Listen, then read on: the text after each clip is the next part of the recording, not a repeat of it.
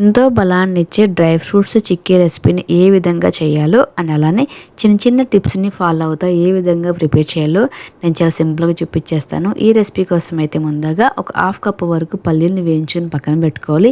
అదే ప్యాన్లోకి కాస్తంత నువ్వులు, అలానే కొన్ని జీడిపప్పులు, బాదం పప్పులు, పిస్తా పప్పులు, కొన్ని గసగసాలు వేయించుకొని పక్కన పెట్టుకోవాలి. ఆ తర్వాత ఒక కప్పు వరకు బెల్లం వేసుకోవాలండి. దానిలోకి కొంచెం మాత్రం వాటర్ యాడ్ చేసుకుని మంచి ఫ్లేవర్ కోసం అయితే ఇలాచీని యాడ్ చేసుకోవాలి.